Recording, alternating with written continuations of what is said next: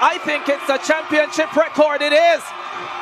Usain Bolt's 47.33 has been removed by Nickecoy Bramlley, and it's all happening here at the Kishane James Stadium. Now track and field, I think track and field is a different thing. It's all about crowd pull. If you can pull a crowd, you get paid. Is a man say. So like Shakari, where if them say you can pull a crowd, you get the money because them understand that. So that in track and field, that's how them work. You pull the crowd, you get paid. Is a man say. You understand? Because people used to complain and say me I take all the money. And I say, bro, if me alone go there, me still have a full stadium. You get what I say? Yeah. No, we have people come to we already. But what the 100 meter never usually there, so why there? So no. I say. People used to complain and say, oh, you have to take all the money. I say, I said to someone, when the person come to me, because directly to my face, I couldn't believe it. Competitor. Yeah. Hello and welcome to this channel. It's _Kisaka is my YouTube channel name. If it is your first time, kindly subscribe, like this video, and remember to comment below. Ladies and gentlemen, it is said that Usain Bolt, the world fastest man and 8 times Olympic gold medalist, is currently worth around 90 million US dollars. This is according to one of the websites, celebritynetworth.com. Bolt was recently in one of the YouTube podcast channels known as The Fix, and he started, or rather he shared a lot of details concerning track and field. One of the vital secrets that he brought into the attention of the world concerns his payment details as a sprinter. He mentions that for a sprinter to be paid, or rather earn well, one has to pull a large crowd. He says that this is a numbers game, and the organizers of such races, for instance the Diamond League, would love to earn from such events. This is why Bolt was being paid handsomely as a result of his name and reputation. That's why in one of his appearances, 55,000 people showed up to watch him run. That was in the year 2010. As Bolt attracted lots of people and got into myriads of deals or endorsements with different companies and organizations, some people thought that he was getting all the opportunities and sponsorship, leaving others with little or no chance of sponsorships. He totally disagrees with this, to the point of even laughing at such incidences, as he doesn't have control over the fans. During his peak, Bolt became one of the highest paid athletes in the world, particularly during Olympic years. Bolt received around 20 to 30 million US dollars per year in the years leading up to the Olympics. He is by a wider margin the highest paid sprinter of all time. Most people tend to think that majority of his earnings came from endorsements rather than on-track competition prizes.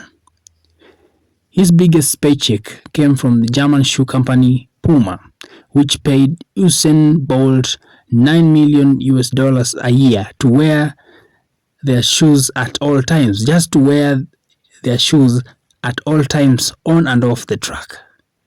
Apart from Puma deal, Usain Bolt earned extra millions from the deals with Visa, Nissan, and Gatorade. In the year 2010, Bolt released a best-selling autobiography that came with a multi-million-dollar advance from publisher HarperCollins. Also, Usain charges an appearance fee ranging from 250,000 US dollars to as much as 500,000 US dollars to compete at track and field events throughout the world. Man! Bolt also comments on the Paris Olympics 2024 men's final, which saw Jamaicans Kishane Thompson being defeated by Noah Lyles from USA by just an inch after the final ended on a photo finish.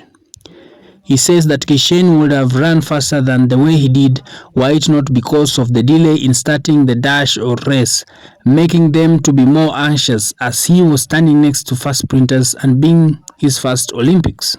So he said he did good, and people shouldn't mock any sprinter for not being the first or the second, as it can offend the sprinter big time. Because when those sprinters are standing there, a lot of things normally go through their mind. During Paris 2024 Olympics men's finals, Kishane Thompson and other athletes were kept waiting for so long. The atmosphere was absolutely incredible. It affected some of them. I knew it was going to be a problem. I say it to AJ. The moment them hold Kishane them that long, them are going a problem. Yeah. This is my first championship. Yeah. You know, you would understand how hard it is. Yeah. Stand up out there. So when you go out there, you know, the nerves there, you know. Yes. But when you have to stand up out there that long, everything's all go through your mind now. That what did I say? One them is ready. All right. And I'm first championship. Yeah. It's no matter when people are you can't cuss if you call your first and come second. That's a big deal. No, I'm not cussing because No. Olympic them teeth in. It's no matter. So that was tough, but me didn't know it that because Noel as him can build for that. Him hype and ready for that moment. Yeah. Bolt too had his off days. For instance, well, he was starting out in his first world stage appearance the year 2001 at the IAAF World Youth Championships in Hungary. Bolt failed to make it to the finals. Currently, Kishane Thompson has found his signature style of relieving stress before the start of his races.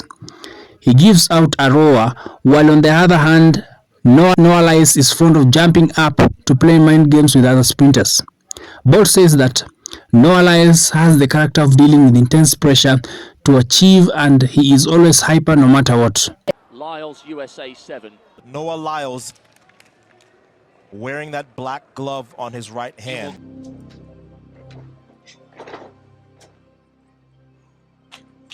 Talking about mind games, Noah Lyles has been saying that he's currently the fastest man in the world, but during one of the interviews with Mr. Beast, he came out clearly and gave flowers to Usain Bolt. Have quite a few, don't you? I wish.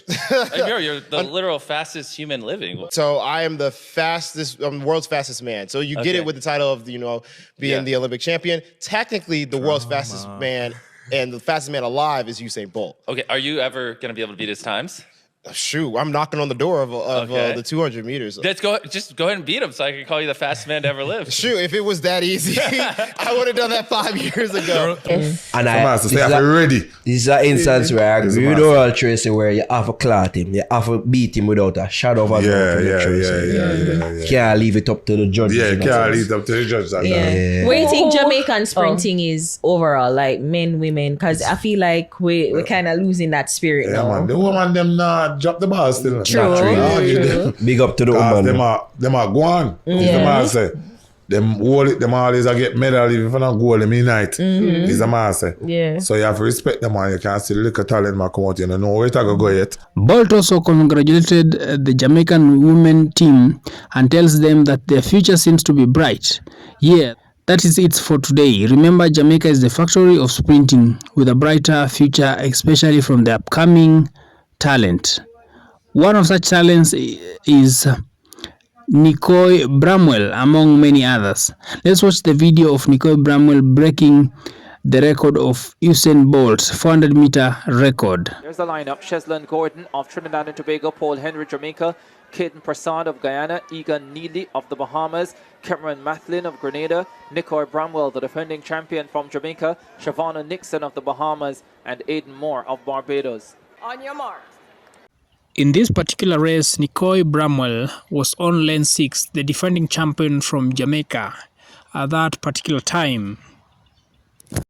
In this particular race, he was having an hamstring issue. That's why he was applying kinesian tape on his right thigh. Final of the under-17 boys 400 meters. They await the command for a second time to hit their marks. On your mark. Despite the hamstring issues, Bramlley still ran 47.39 to finish second in the under-16 boys division at the Jamaican High School Championships. Away they go. Goes out a little bit quicker here, Nickecoy Bramlley, than he did in qualifying. Already surges by Nixon of the Bahamas on his outside, and the Jamaican goes flying down the backstretch. Nickecoy Bramlley in full flight here in the under-17 boys 400 final.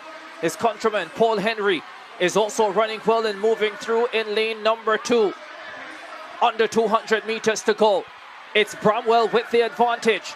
If he can maintain this, this will be a race for the silver medal. The defending champion transitions down the home stretch. Paul Henry, his countryman holding second. The Grenadian is coming forward. That's Mathlin. Bramlley defends his title and Mathlin gets silver. I think it's a championship record. It is. Usain Bolt's 47-33 has been removed by Nickecoy Bramlley, and it's all happening here at the Kishane James Stadium. Amazing performance from that young man. We know he can go sub 47. Given what he's had to go through over the past couple of weeks in terms of trials, in terms of champs, we didn't know what he would be able to produce here. He's been struggling with injury, but he was able to produce the goods in front of the crowd here at the Kishane James Stadium. What a race, Alien, what a race. Incredible, incredible. He led from gun to tape, never once looking compromised. He looked strong the entire race. The story here, of course, being the Grenadian finishing very, very strong in front of the home crowd. If you can hear the noise in the stadium, you know it's just for him. Incredible energy to push him to second place, and third place for the Bahamian, also looking great. Thank you guys for staying tuned to this channel up to this point. If you have not subscribed to this channel, do me the favor of subscribing to this channel, liking this video, leaving a sweet comment, and remember to hit the bell notification icon so that in case I get to post, you'll be notified. Until next time, God bless.